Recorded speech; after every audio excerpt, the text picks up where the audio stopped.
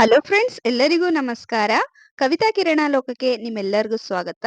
2024 ಮಹಾಶಿವರಾತ್ರಿ ಇದೇ ಮಾರ್ಚ್ 8ನೇ ತಾರೀಕು ಶುಕ್ರವಾರ ಆಚರಣೆಯನ್ನ ಮಾಡ್ತೀವಿ ಸ್ನೇಹಿತರೆ. ಆದ್ರೆ ನಿಮ್ಮೆಲ್ಲರಿಗೂ ಗೊತ್ತಿರೋ ಹಾಗೆ ಶಿವನು ಅಭಿಷೇಕ ಪ್ರಿಯ ಅಂತ ಎಲ್ಲರಿಗೂ ಕೂಡ ಗೊತ್ತಿದೆ. ಹಾಗಿದ್ರೆ ಮಹಾಶಿವರಾತ್ರಿಯ ದಿನ ನಾವು ಶಿವನಿಗೆ ಯಾವೆಲ್ಲ ಒಂದು ಪ್ರಿಯವಾದ ಅಭಿಷೇಕಗಳನ್ನ ನಾವು ಮಾಡಿದ್ರೆ ಏನೆಲ್ಲ ಲಾಭಗಳು ನಮ್ಗೆ ಸಿಗುತ್ತೆ ಅನ್ನೋ ಮಾಹಿತಿನ ಇವತ್ತಿನ ವಿಡಿಯೋದಲ್ಲಿ ತಿಳ್ಕೊಳ್ಳೋಣ ಸ್ನೇಹಿತರೆ. ಯಾರೆಲ್ಲ ನಮ್ ಚಾನಲ್ ನ ಹೊಸ್ದಾಗಿ ನೋಡ್ತಿದ್ರೋ ಪ್ಲೀಸ್ ರಿಕ್ವೆಸ್ಟ್ ಮಾಡ್ತಿದ್ದೀನಿ, ನಮ್ ಚಾನಲ್ ನ ಸಬ್ಸ್ಕ್ರೈಬ್ ಮಾಡ್ಕೊಂಡು ನೋಡಿ. ಜೊತೆಗೆ ವಿಡಿಯೋ ಇಷ್ಟ ಆದ್ರೆ ಒಂದ್ ಲೈಕ್ ಕೊಡೋದನ್ನ ಮರಿಬಿಡಿ ಸ್ನೇಹಿತರೆ. ಬನ್ನಿ ಹಾಗಿದ್ರೆ ವಿಡಿಯೋನ ಶುರು ಮಾಡೋಣ. ಶಿವನು ಅಭಿಷೇಕ ಪ್ರಿಯ ಅಂತ ಪ್ರತಿಯೊಬ್ಬರಿಗೂ ಕೂಡ ತಿಳಿದಿದೆ ಸ್ನೇಹಿತರೆ.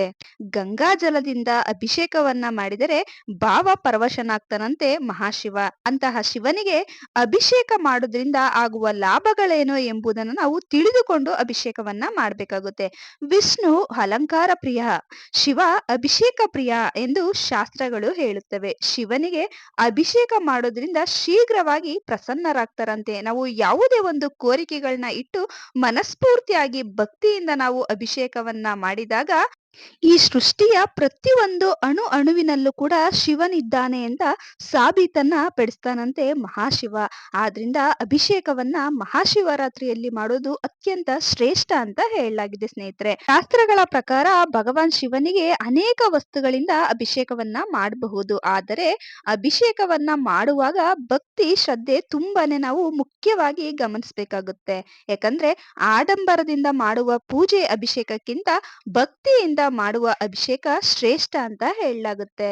ಆದ್ದರಿಂದ ನಾವು ಶಿವನಿಗೆ ಯಾವ ವಸ್ತುವಿನಿಂದ ಅಭಿಷೇಕ ಮಾಡಿದರೆ ಯಾವ ರೀತಿಯ ಫಲ ಸಿಗುತ್ತದೆ, ಯಾವ ವಸ್ತುಗಳಿಂದ ಅಭಿಷೇಕ ಮಾಡಿದಾಗ ಏನಾಗುತ್ತದೆ ಅಂತ ತಿಳ್ಕೊಳ್ಳೋಣ ಸ್ನೇಹಿತರೆ. ಗರಿಕೆಯ ನೀರಿನಿಂದ ಶಿವನಿಗೆ ಅಭಿಷೇಕವನ್ನ ಮಾಡೋದ್ರಿಂದ ಬದುಕಿನ ಏನೇ ಒಂದು ತೊಂದರೆಗಳಿದ್ದರೂ ಕೂಡ, ನಮ್ಮ ಬದುಕಿನಲ್ಲಿ ನಮ್ಮ ಜೀವನದಲ್ಲಿ ಯಾವುದೇ ರೀತಿಯ ತೊಂದರೆ ತಾಪತ್ರಗಳು ಇದ್ದರೂ ಕೂಡ ಅವೆಲ್ಲವೂ ಕೂಡ ನಿವಾರಣೆಯಾಗುತ್ತೆ ಅಂತ ಹೇಳ್ತಾರೆ. ಜೊತೆಗೆ ಗರಿಕೆ ನೀರಿನಿಂದ ಅಭಿಷೇಕವನ್ನ ಮಾಡೋದ್ರಿಂದ ಆರ್ಥಿಕ ಸಮಸ್ಯೆಗಳು ಕೂಡ ನಿವಾರಣೆ ಆಗುತ್ತವೆ.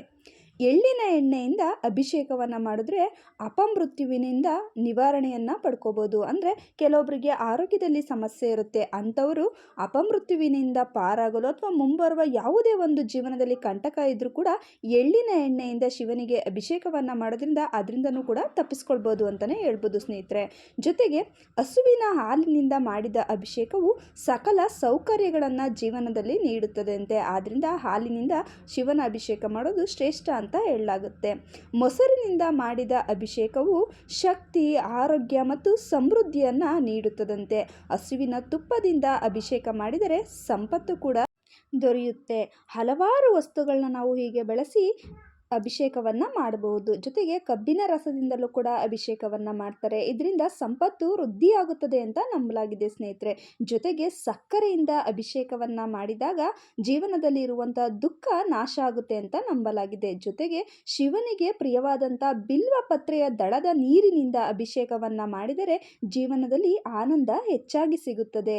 ಜೇನುತುಪ್ಪದಿಂದ ಅಭಿಷೇಕ ಮಾಡಿದರೆ ಚೈತನ್ಯ ಹೆಚ್ಚಾಗುತ್ತದೆ ಅಂತ ನಂಬಲಾಗಿದೆ.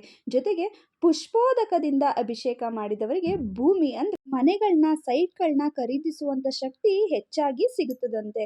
ಜೊತೆಗೆ ಎಳನೀರಿನಿಂದಲೂ ಕೂಡ ಅಭಿಷೇಕವನ್ನ ಮಾಡಿದರೆ ಸಕಲ ಸಂಪತ್ತು ನಮಗೆ ಹೆಚ್ಚಾಗ್ತಾ ಬರುತ್ತೆ. ರುದ್ರಾಕ್ಷಿಗಳಿಂದ ಜಲಾಭಿಷೇಕವನ್ನ ಮಾಡಿದ್ರೆ ಸಕಲ ಸಂಪತ್ತು ನಮಗೆ ಒದಗುತ್ತಂತೆ.